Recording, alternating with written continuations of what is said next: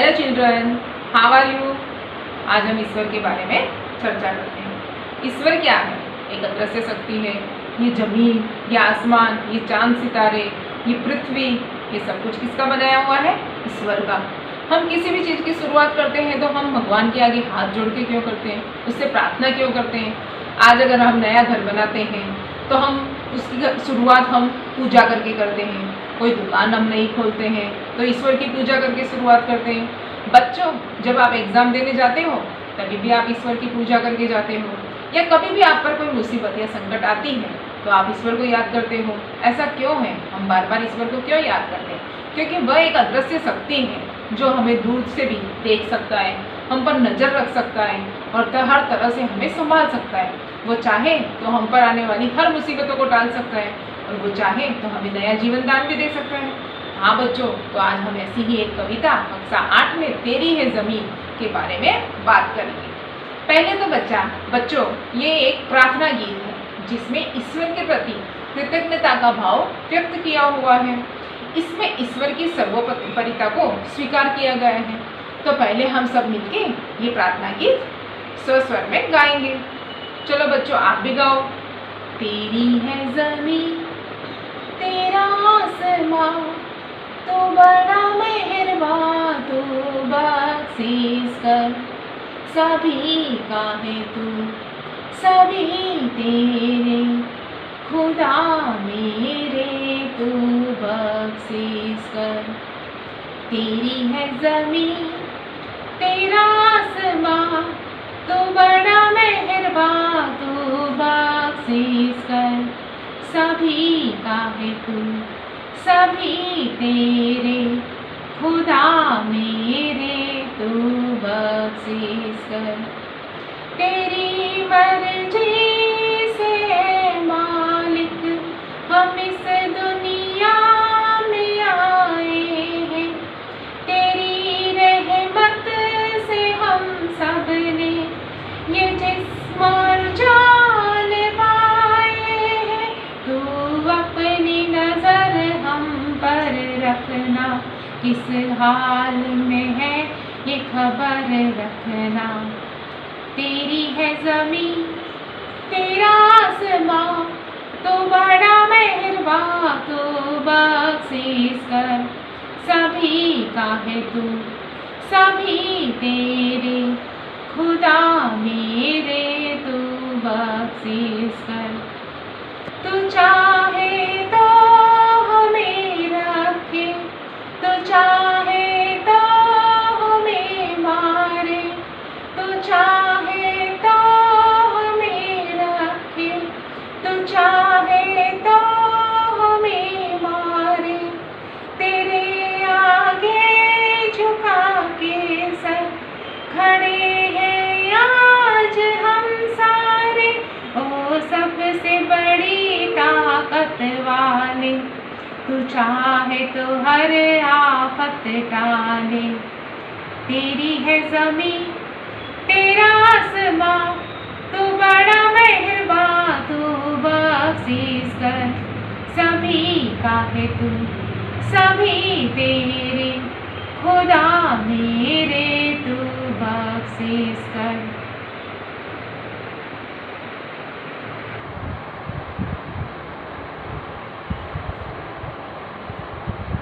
हाँ बच्चों, कक्षा 8 चैप्टर नंबर 1 तेरी है ज़मीन। चैप्टर का नाम ही है तेरी है ज़मीन। तेरी है ज़मीन मतलब ये ज़मीन तेरी है, तेरी है मतलब ईश्वर की है, ये सब कुछ ईश्वर का ही है। बच्चों ये चित्र देखो, यहाँ पे सूरज है, पर्वत है, बच्चे हाथ जोड़कर प्रार्थना कर रहे हैं भगवान से, और ये सुबह का एक दृश्य है। यहाँ पे सब कुछ कुदरती चीज़ें दिखा रखी है जो भगवान ने बनाई हैं। प्रस्तुत कविता एक प्रार्थना गीत है, जैसे कि मैंने पहले कहा था, जिसमें ईश्वर के प्रति कृतज्ञता का भाव व्यक्त किया है। कृतज्ञता मतलब कि आभार, धन्यवाद। भगवान को हम थैंक्स कह रहे हैं कि भगवान ये तेरी जो सारी चीज़ें बनाई हुई है प्रकृति, उसके लिए हमें धन्यवाद। साथ ही ईश्वर की सर्वोपरिता को स्वीकार किया गया है। तेरी है ज़मीन, तेरा आसमां, तू बड़ा मेहरबान, तू बख्शिश कर। हम भगवान से कहते हैं, हे भगवान ये ज़मीन तेरी है। ज़मीन यानी धरती, पृथ्वी, धरा, और ये आसमान भी तेरा है। आसमान, गगन, आकाश, तू बड़ा मेहरबान है।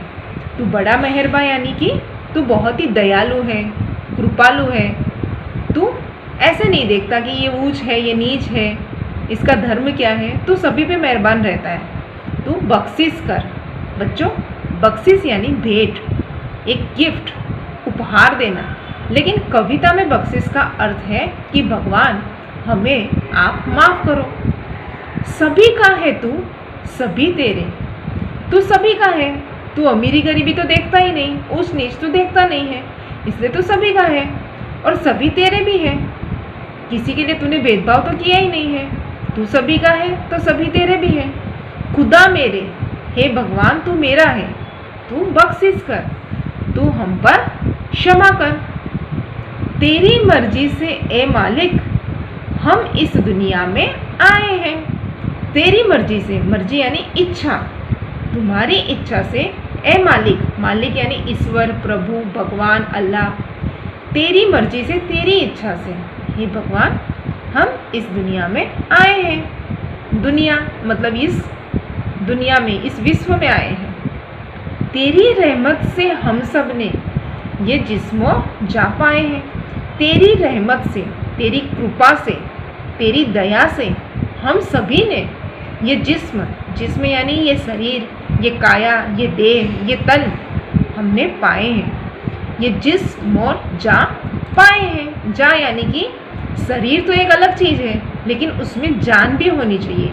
वो जान हमने तेरी वजह से ही पाई है। तू अपनी नज़र हम पर रखना। जैसे कि बच्चों, हम पर अपने माता पिता नज़र रखते हैं। हम कभी लेट हो जाते हैं ट्यूशन से या कहीं बाजार से आते वक्त या स्कूल से आते वक्त, तो हमारे मम्मी पापा कितनी चिंता करते हैं। वैसे भगवान से भी यहाँ प्रार्थना की गई है कि तू अपनी नज़र हम पर रखना। तू अपनी नज़र हम पर रखना। किस हाल में है ये खबर रखना। हम कौन से हालात में हैं, अच्छे हैं, बुरे हैं, तकलीफ़ में हैं, सुख दर्द क्या झेल रहे हैं, उस सभी की आप खबर रखना। अगर आप खबर नहीं रखोगे भगवान, तो हमारी खबर कौन रखेगा। यहाँ पर ईश्वर सर्वशक्तिमान है, सर्वव्यापी है, अंतर्यामी है। अगर वही हमारी खबर नहीं रखेगा तो हमारी खबर कौन रखेगा। तेरी है ज़मीन, तेरा आसमान, तू बड़ा मेहरबान, तू बख्शिश कर, क्षमा कर भगवान। तू चाहे तो हमें रखे, तू चाहे तो हमें मारे। ये जीवन भगवान का दिया हुआ है। वह चाहे तो हमें मार रख भी सकता है और वह चाहे तो हमें मार भी सकता है। बच्चों, जैसे हम कई बार किसी व्यक्ति से हम नहीं सुनते कि मैं तो बाल बाल बच गया, तो वो कैसे बच गया? क्योंकि उस पर भगवान की दया थी। वो मरते मरते भी बच गया। मतलब तू चाहे तो हमें रखे। भगवान चाहता था कि उसे जीवन दान मिले, इसलिए उसे बचा लिया। तू चाहे तो हमें मारे।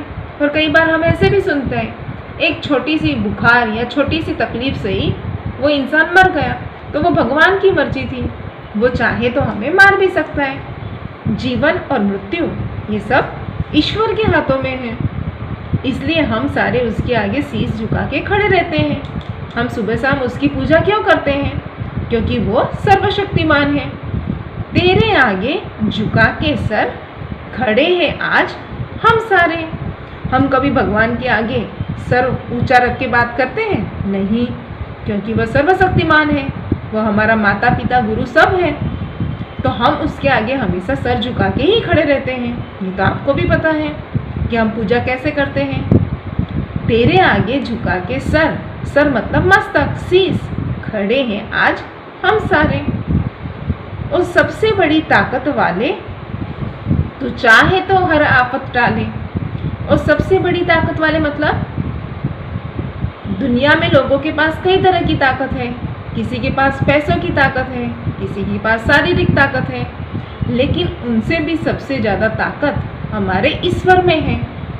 उसकी ताकत के आगे एक पत्ता भी नहीं हिल सकता और उसकी मर्जी के बिना इस संसार में कुछ भी नहीं हो सकता।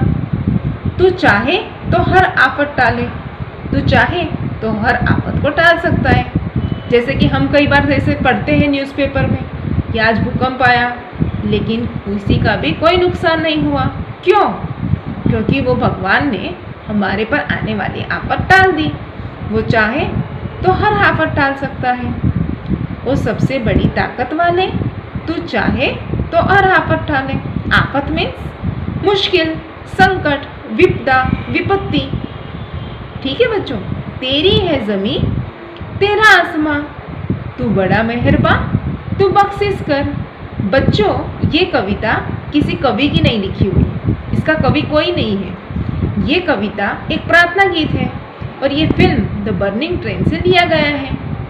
आप इसे मोबाइल पे सर्च करोगे तो भी मिलेगा और ये हमारे ट्रस्ट स्कूल में भी ये गीत गाया जाता है, तो आपको अच्छे से आती होगी।